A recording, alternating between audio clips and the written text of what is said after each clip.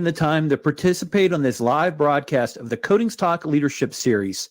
Next up is David Hunter, PCS and MCI, on the topic of leadership is about industry learning. Welcome to another installment of the Coatings Talk Leadership Series. Throughout this series, we've been talking about leadership in the global protective coatings and corrosion industries. But the conversations we've been having and the guests I've been having, these topics, these conversations, they can apply across any different industry. So it doesn't matter what industry you're in, leadership is critical, leadership is crucial, and you also want to make sure that if you want to become a leader, that you follow the appropriate steps and take the advice of people who have been there, done it, and are leading that life. Joining me today is David Hunter, who is a certified protective coating specialist and also a master coating inspector. He's a global instructor, and he's certified thousands of people globally in various professional certifications. David, welcome. Thank you, Jim. I appreciate you giving me the time.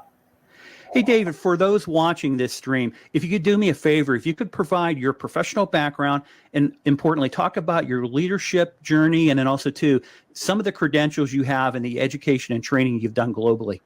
Okay. So right now, my official job title, I work for Hempel Coatings, Hempel Paints, which is about $1 billion coating manufacturer headquartered in Denmark. And what I do is I handle a segment of our products called corrosion under insulation coatings, high heat and insulation coatings. And I help the sales team understand how those work and where to use them and train the sales team globally on where they work and interface with a lot of engineering personnel from our customers to explain to them how these products can help them have a better reality in their operating units. My background is I'm a civil engineer. I went to Virginia Tech. I've been in the coatings industry 28 years. I got my NACE, my AMP CIP level 3 back in 1996 and have been dealing in the coatings industry pretty much my whole career. The interesting thing about, no one wakes up when they're 5 years old and says, I want to be in the coatings industry. It kind of finds you, and once it gets a hold, it doesn't leave. And the thing about engineering, engineers oftentimes are charged with having to maintain structures. And the problem is that in engineering degree programs, they don't teach about coatings. And so, one of my first projects, I had to climb 150 feet in the air on a water tank. And the tank wasn't falling down, the paint was falling off. And my boss said, hey, I need you to write a specification on how to fix that. And I said, I don't know anything about coatings. And so what I said is I better learn. And as I gravitated and found the industry associations, both at the time, NACE and SSPC, they had these training programs that really filled the gap in my knowledge that the degree programs didn't have. And so as I took those courses and became more involved, I found that the problems were always different and challenging, but they were more interesting to me. The corrosion problems were more interesting to me than designing a new bridge or a new structure. And so throughout my career, I've gotten to run around the world. I'm up to, 38 countries and 48 states. And I've got to see how everyone builds everything from super tankers to refineries, to breweries, to amusement parks, food and beverage, stadiums, everything has a coating on it. And so the problems and how to solve those problems really require some specific attention in the industry. I've been a NACE and SSPC instructor now for 16 years, and I was really honored at the last AMPP show to win a teaching award. I probably have a couple of thousand students at this point, and some students were nice enough to nominate me to win the award, and I was selected. But I've been teaching between NACE and SSPC about 9 different courses for the industry, including the CIP level 1 and 2. I actually teach the NACE nuclear course, offshore corrosion assessment. I teach the fireproofing course, and I actually teach the concrete coatings inspector course, as well as some of the general corrosion programs. One of the courses I teach quite a bit now is the corrosion under insulation course, which of course is kind of reinforcing to my job at Hempel. Well, David, I'm sorry, I interrupted you there. Go ahead. So, I think the key thing is in how you become a leader in your industry is the credibility and the knowledge is the very first step. You've got to have that. And that's what inspires confidence to your customers and your colleagues, is to be able to solve those problems. And the education part is really critical to being able to do that. Very good. David, you and I have known each other since 2013. I've encountered many of your students when I travel internationally, and I can say firsthand, not only did you deserve that award at the 2023 AMP conference, but also too, you actually have been cultivating the younger generation to become those next leaders, not only in the corrosion industry, but also too in the global protective coatings industry as well. So you've really been out there as a trailblazer, both as an educator, also as an industry leader. So you definitely well deserve that reward, and probably a lot of other rewards as well. Well, I appreciate that. It's one of the things that I'm really passionate about. I think it comes through in my presentations to my students. Sometimes corrosion and coatings it can be a little bit dull, right? And so I think the important thing is what makes the difference is the enthusiasm, the passion, and realizing that that carries the message, right? Anyone can present the same message, but what's behind the message and the enthusiasm can make all the difference in whether it's well received or not. Yeah, I think the thing that we want to kick this off is talk about the importance of learning. As a young professional, and even a seasoned professional, if you're really looking to get into leadership, it's very crucial that your industry growth and development, especially if your career goal is to become an industry leader, that learning is such an important aspect of it. Why is learning so critical for an industry leader? Well, it's funny, everybody thinks that the coatings industry is stodgy and there's not a whole lot new, but that's not really true. Every industry is always innovating one way or another, whether it's leaps and bounds or incremental. And you always have to stay ahead of those, being able to offer those solutions to the customers and understanding why one solution may be better than another. That's what engineers do, right? We try to provide the best solution, the most economic best solution for our customers. So you always have to be abreast of what's being developed, what new techniques are available. And so, when I had an opportunity at the AMP conference to talk in the Emerge program, and one thing I said to the students there was, never, ever, ever turn down an opportunity to learn, regardless of what it is, because you never know how it's going to lead into the position that you're going to work towards. So take every opportunity you can to learn something new. It also keeps you fully engaged. Oh, it really does. And another thing too that learning does is it really kind of, when you're going through, learning, training, certification, whatever you're looking to do as a professional, growing as a professional and getting into leadership, is that it tends to open your mind, expand your horizon. But the most important thing, I think, a lot of times what I've noticed with training and certification and learning is that it really benefits a company as much as the professional who's going down that development path. But also when it comes to culture, it tends to seem to really kind of help business culture. How have you seen from your students improvements that they've taken to their companies and some of the things related to culture or business improvement? It's funny. I've had people even inside my own organization who haven't kind of grown up through the coatings industry. And so we'd have discussions and meetings, and I'd be describing something to them, like measuring surface profile.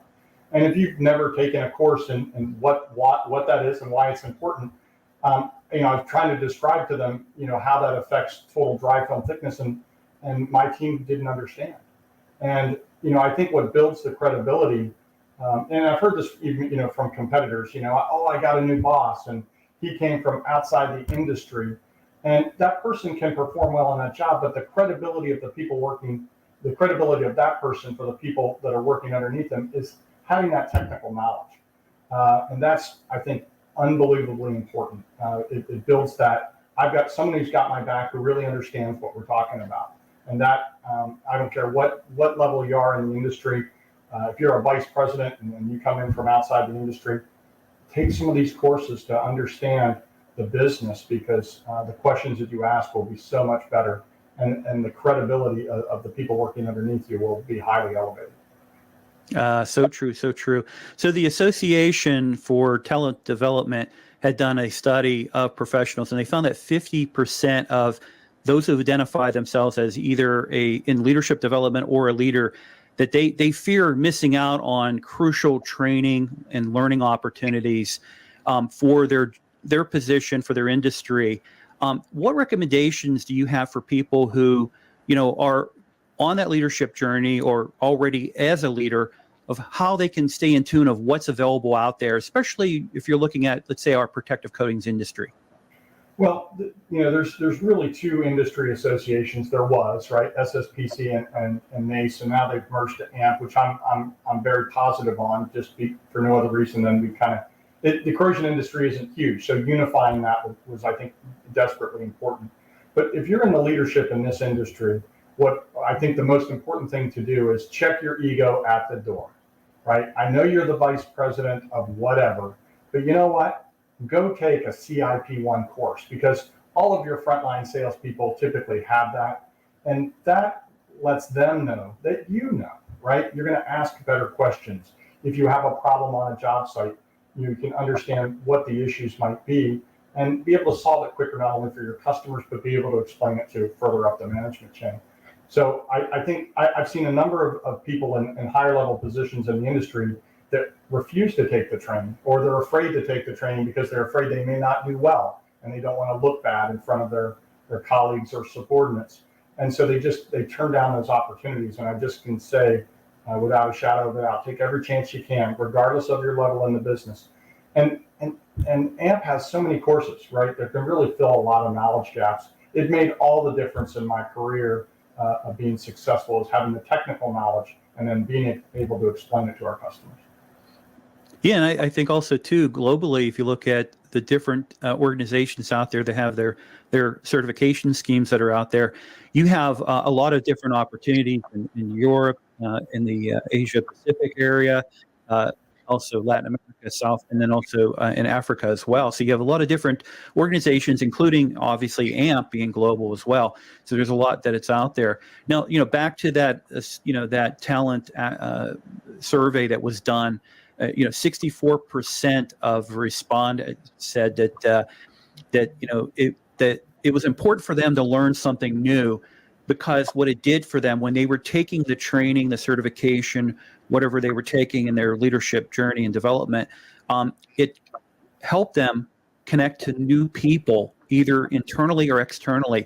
So in looking at your global outreach, when you as the instructor doing, multiple training and certification sessions out there, first off, how does that help your network of connections, but also how does that help your students when it comes to networking professionally?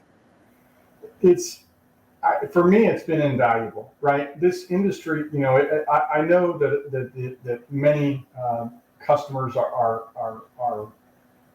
I think the industry is going towards more online purchasing and online interactions, but I can tell you that I still believe in my heart of hearts that face-to-face, a lot of times we are, what we're building or what we're selling is not necessarily a material. What we're selling is the confidence that we know it'll work in the application that we need it to work in, right? Anyone can have a solution, but does it really work? And have you done it before? And those are pretty critical. And so my opportunity, one thing that not only, one of the reasons I teach is not because I have this ego that I need to teach.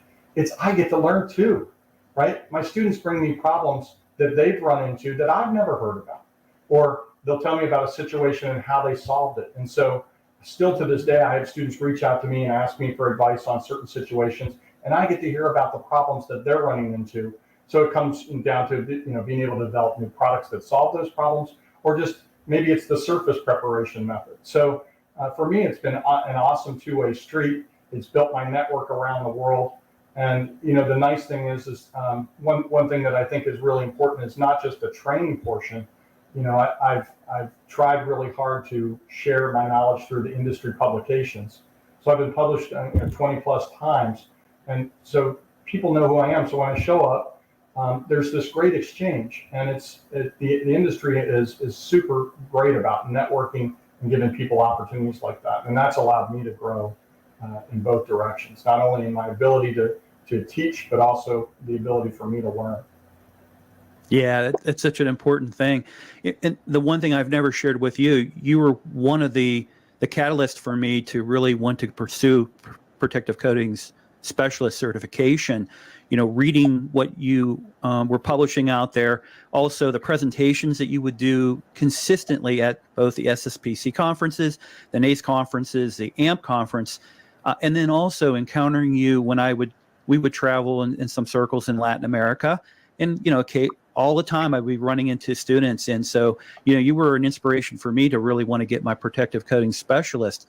But let's go and talk a little bit about some of our industry, leadership lessons when it comes to the learning and the training and the certification. And let me open up by talking about, after I obtained my protective coating specialist, prior to that, the only certificate really that's the only certification in the protective coatings industry I can really obtain, because I'm not an active inspector. But I did do a level 1 protective coatings inspector and a level 1 concrete coatings inspector. And I've done a lot of various quality control and a lot of different other trainings through both SSPC and NACE. And it's really benefited me in the area of what I'm doing currently right now. Both it's helped me in my current career, what I'm doing right now, but also too, right here, what we're doing, we're talking about leadership. We're talking about the importance of leadership in the protective coatings, in the corrosion industries.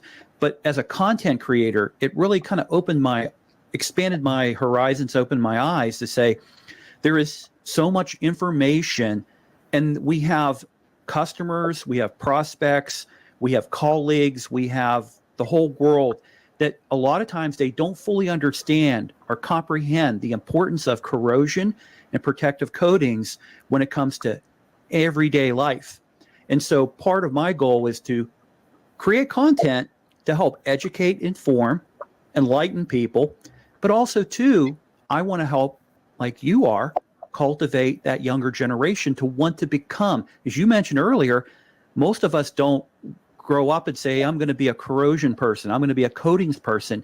It's like probably somebody comes to you and says, David, you're now the subject matter expert on coatings because you knew more about coatings than anybody else in your firm, right? Pretty much how it happened. And the interesting thing is, I didn't know my job existed, right? Where I started out, I got my engineering degree and I got out and I was building stuff and I was doing calculations all day. And I realized that probably wasn't my best future for me. But as I started getting into the coatings business, what I really excel at, there's a job out there for that. And so one of the things I try to tell the younger generation is, listen, there's a job that fits your personality type to a T, and you just may not know about it. And the coatings industry is a fantastic way. If when I tell people what I do and how I do it, many times I get the, I want your job. And I said, Come and get it. We need folks, right? It's hard. We're all competing for talent. And, the coatings industry has a rub that it's not as cool as maybe other high-tech industries. But everything you look at, everything around you has some sort of coating on it. And if you combine the top 10 paint companies, it has the sales volume or GDP of countries. And so that's how big the industry is.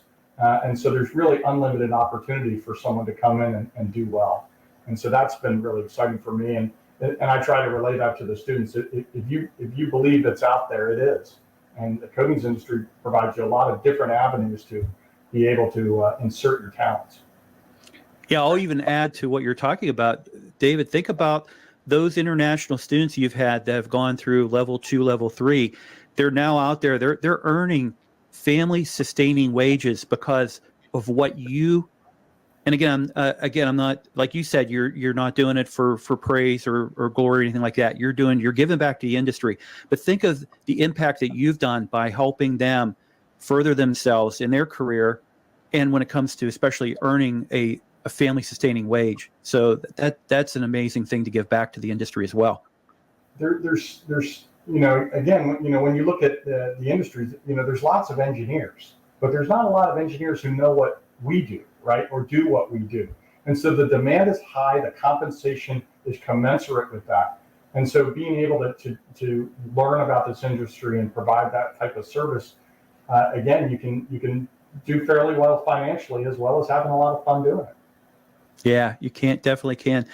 So you and I, a couple weeks out of the AMP 2023 conference in Denver. The next thing I want to talk about when it comes to important aspects of leadership and opportunities for me is the membership that I have with AMP, that it does allow me to stay as part of a community through for example, we have here in Pittsburgh, the Steel City chapter, big chapter, growingly more active as a chapter, but also too, it gives me a great network to be able to work with others in the association, both to collaborate with them.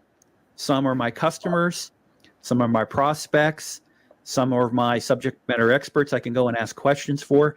But membership with association, but also participation with the association has greatly benefited me. So as a emerging leader, or if you're a seasoned leader, get active with the community.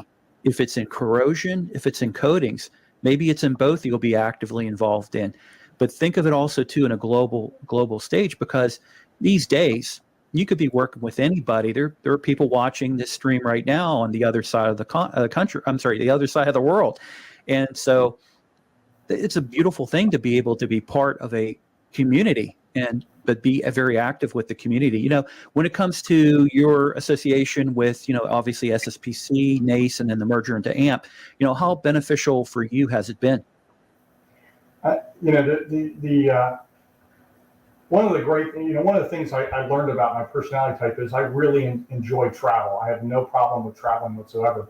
And because AMP is such a global organization, I can reach out to the network and say, hey, I'm going to be in Malaysia. Do you need a guest speaker at the chapter about whatever topic you want to talk about? And invariably, I can get on those opportunities. And then when I go speak to these, it includes owners and engineers and contractors and coating suppliers. They learn who I am. They learn how I can help. They learn how my organization can help. And so really, it's provided that opportunity across the board. I think I spoke at this past year, something like 9 different chapters. And they were throughout Texas, Louisiana, but then it was like China, right? It was India. It was, all of these really cool places where the opportunity to speak about what we do and how we solve problems in the industry.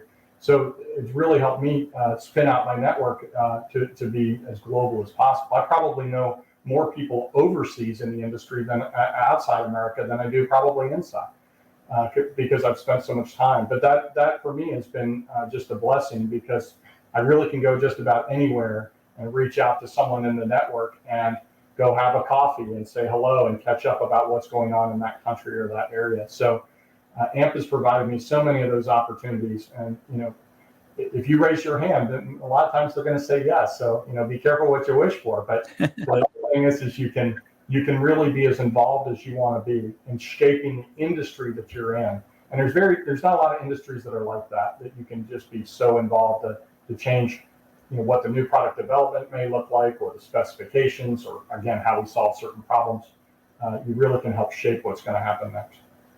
Yeah, and to kind of talk about, to shape what's happening next, as we're kind of winding down this live stream, let's talk about some key industry certifications that those that are in the corrosion and coatings industry should kind of look at and obtain and get certified in. Let's focus first on the global protective coatings industry. And the first topic the first course, or let's say certification I want to talk about, you mentioned earlier, which is the AMP CIP, the Coatings Inspector Program. What's the value of CIP, and why should people pursue it either as a level 1, or if they're an active inspector, go on to level 2 and level 3?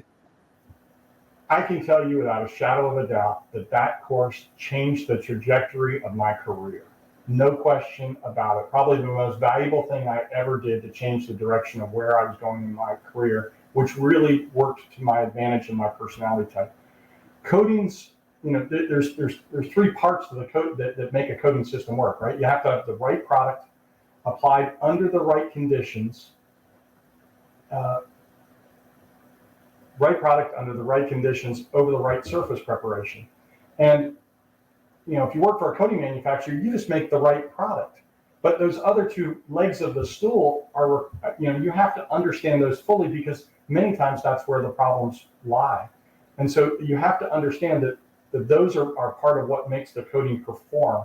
And if you don't understand the simple QA/QC steps, you're going to be very challenged in thinking, well, I can just put it on and it'll work, and I can apply it at any temperature and any relative humidity over any surface prep. Just a funny story. I had an engineer. Before I came to Hempel, I was a partner in a large engineering firm in the U.S. And one of my engineers came to the office and I said, well, look, the data sheet says I can apply the product over any level of these surface preparations. And I said, well, what are you doing? He says, I'm building a new tank. And I said, well, he says, it's near an airport, so we'd like to grind the tank. And I said, well, what's your warranty going to be on this tank? And he says, well, we only have to make it last 1 year. And I said, well, cool. You'll probably have to enforce that warranty if you're going to try to grind brand new steel with a power tool. I said, it'll probably fail before you get off the job site.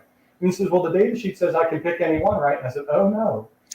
Understanding how that, this one will make it last 20 years and this will make it last 3. You have to understand that those are very important. So the CIP course, I think for anybody entering this industry, is a must-have more than anything else. And then the next certification, which I obtained myself, and actually by obtaining it, well, level 1, let's say that, I'm not certified either in protective coatings, and also in concrete coatings. But the second one that I went, because it's innovative in the industry. I don't believe there's any global organization that offers a concrete coatings inspector. There's a level 1 and a level 2 that's available, and that's only through AMP. Can you talk a little bit about concrete coatings inspector? Yeah, so I've been teaching this course, I can't remember how long now, but I teach the CIP and I teach the CCI course. And, I think the CCI course, we actually coat, in the industry, we coat more concrete than we do steel, right? And concrete has its own challenges in that the substrate, if not properly installed, can have problems. Steel's a lot more homogeneous. It's a little easier to work with. But with concrete, there's all sorts of things that can cause the coating not to adhere. And so it really is an important piece in understanding those other factors that you don't run into with steel substrates that are very critical in making the coating perform. Just doing simple adhesion tests, right? On a steel substrate, you may get several thousand PSI. If you get 400 or 500 PSI on concrete, you'd be ecstatic, because the tensile strength of concrete is only that high. It's usually about 10% of the compressive strength. So you have to understand that there's differences there. If you didn't understand that, if the data sheet says you can get a 2,000 PSI pull, and then you go out and do a test on concrete and you get a 400 PSI pull and say, well, it fails, we're going to reject the coating, you would run into a lot of problems. So it's an extremely valuable course. It's one of the more challenging ones, that I would say, and I don't know what the pass rate is, but it takes a lot of focus time for the concrete course for sure. So I think that one's really, really critical as well, if you're going to take that very next step behind the CIP.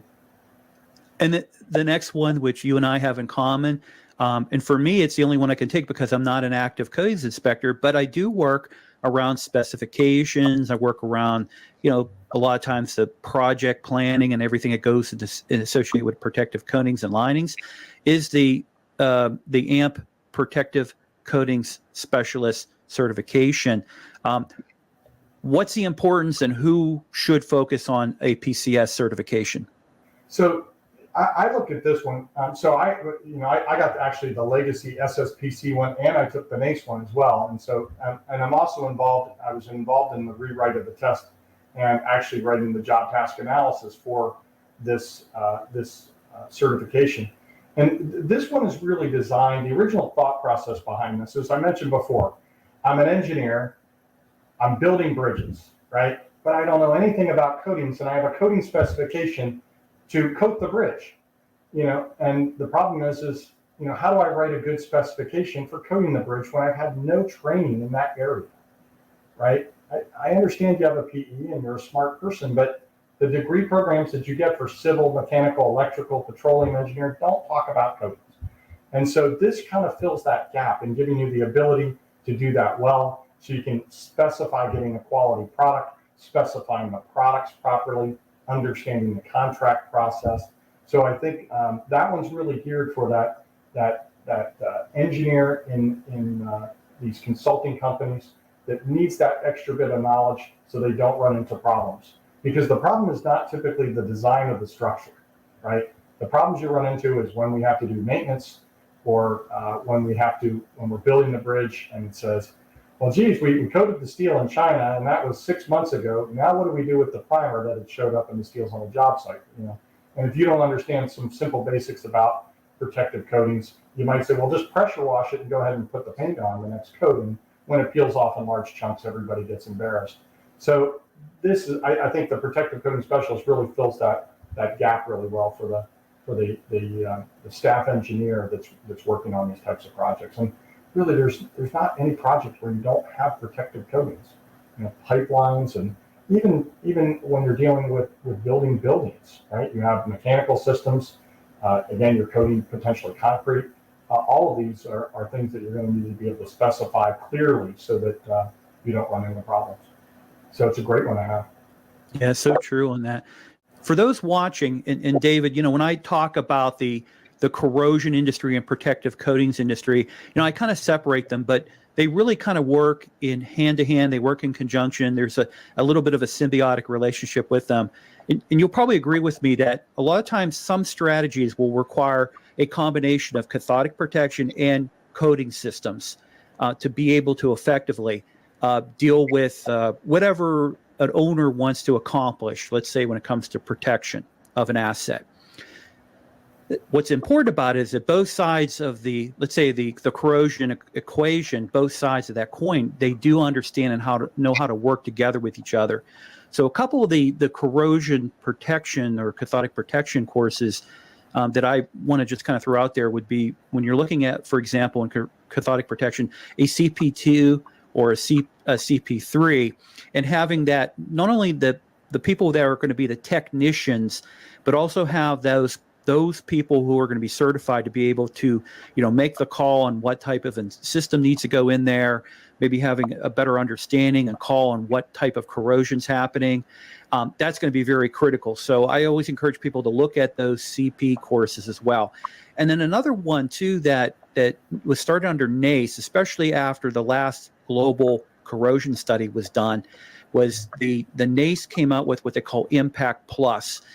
Now, Impact Plus, it is something that, for the most part, I think as an owner, you probably could have people take this. But for people who want to get in consulting and want to be focused on corrosion, you can get certified in this particular program. And it's basically a strategy for corrosion management. And then it also has part of it dealing with pipeline corrosion management as well. So it's able to be that, let's call it asset integrity person, but also it's super critical. As you and I have talked to a lot of owners and a lot of others out there, to have that coding program so that you can, maintain your assets and hit them in a timely fashion, be able to budget. The same thing goes with corrosion as well. Anything additional related to CP that you would want to add that maybe I didn't mention about? No, so in my career, I'm a CP2 also. Okay.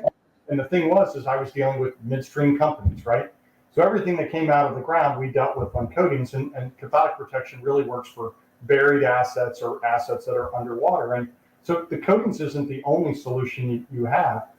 Understanding you could also substitute materials, right? Maybe I instead of using a protective coating, I'd make the structure out of stainless. or galvanizing, right? Galvanizing is a protective coating, but not a liquid product. So these are really important. In dealing with, you talk about corrosion and degradation of materials. I was dealing in pipeline. Well, what happens when we have pitting and section loss of the pipeline, right? So as a necessary requirement for me to be the best engineer I could be with my customers, I went and got my API 570, which is piping inspector certification. And then, of course, my customers had insulated piping, right? So I said, well, geez, they don't teach about insulation in college as well. So what I did was I went to the National Insulation Association, which has a thermal insulation inspector program. I know AMP has now got one as well. And, again, these are all situations that are microenvironments that you need to understand to be able to properly steer your customer to the most, again, cost-effective solution. The Impact Plus is great. One thing that I've learned over all these years is nothing happens without a budget. Nothing happens without a budget. And so Impact Plus gives you the opportunity to kind of create that framework of assets in your batting order that you can use to maintain that. So I think that's one of the things that AMP has come up with that can be used a lot more, because if you have a lot of assets and you only have a certain budget, you're able to maintain those. Coming up with what am I going to do this year, what am I going to do next year and the following year is very important in managing your overall strategy. Perfect. David, I know you and I could talk about, and hopefully in the future we'll keep talking about, do more content on protective coatings, corrosion topics. You and I could talk probably for days on things. I really greatly appreciate having you on this series, and also to your insight, also to your dedication to both the corrosion and protective coatings industry, and really kind of help cultivate, train, and develop the younger generation, but also to inspire anyone at any career level to get into training, the certification, take these learnings, and then ultimately let's go down that path to become an industry leader and really add value to not only yourself, but add value to the industry, give back to the industry. David, how can people follow you, get in contact with you, all that kind of good stuff? I'm all over LinkedIn. I kind of let people know what I'm out there and doing. My contact information is on there. I certainly can share my contact information through this portal. But I'm very accessible and certainly willing to help wherever that may be. Hempel is very supportive of me. One of the things about corrosion is you kind of have to go where it is, right? So if you like to travel, this is the industry for you. And so the organization's really supported me in going to different locations to help solve these customer problems, because the corrosion strategy that you may handle in Iowa may not be the same corrosion strategy that you have in Thailand, because they're totally different environments.